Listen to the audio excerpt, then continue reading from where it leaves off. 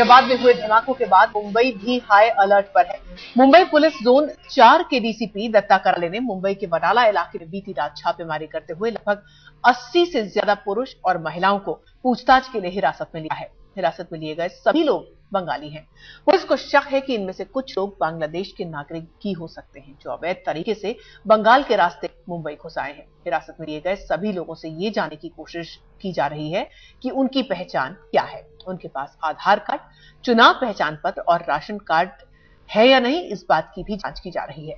Police का कहना है कि उसने एहतियातन ऐसे कदम उठाए हैं कि अगर किसी तरह की गड़बड़ी नहीं मिलती है तो फिर हिरासत में लिए गए इन लोगों को छोड़ा भी जा सकता है।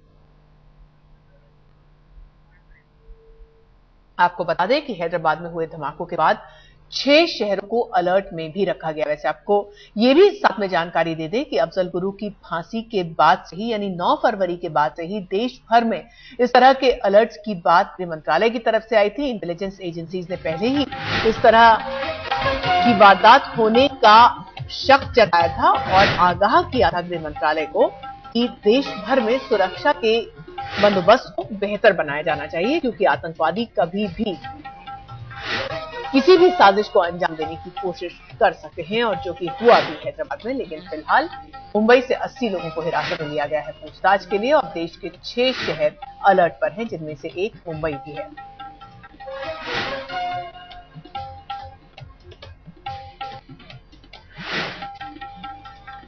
हम सीधे आपको मुंबई लिए चलते हैं, जहां हमारे साथ जुड़ रहे हैं हमारे संवाददाता राजेश कुमार। राजेश, ये बताइए, एक तो अलर्ट की बात कही जा रही है देश के 6 शहरों में, जिसमें से एक मुंबई है, और दूसरी बात, इन जिन 80 लोगों को हिरासत में लिया गया है उनसे क्या कुछ सामने आ पाया है, कुछ निकलकर बात सामने आ सकी है? देखिए ऋतुल, ये जो 80 लोगों को हिरासत लेने की बात चल रही है, मुंबई पुलिस पिछले 2 महीने से जो भी बांग्लादेशी लोग हैं उन पे जो है वो शिकंजा कस रही है और उनको वापस भेजने की प्रक्रिया जो है वो कर रही है। लेकिन हैदराबाद ब्लास्ट की बात करें और साथ ही अलर्ट की बात करें, उसके बाद ये जो पूरी कार्रवाई है उसमें तेजी लाई गई है, और इसी को देखते हुए आज 80 लोगों को सवेरे वडाला इलाके से मुंबई पुलिस ने अपने हिरासत में लिया है। उनकी जांच पड़ताल की जा रही है कि आखिर उनकी पहचान क्या है, कहाँ के रहने वाले हैं, और किस रास्ते, अगर वो बांग्लादेश के हैं तो किस रास्ते मुंबई में आए हैं। साथ ही अगर अलर्ट की बात करें ऋतुल, तो मैं आपको बता दूं कि 11 फरवरी को महाराष्ट्र एटीएस वकास और तबरेज की जो तस्वीर है वो जारी की थी, और 10 लाख का इनाम भी रखा था उनके ऊपर। सामने आया था कि वो बतौर छात्र जो है वो मुंबई में रहते।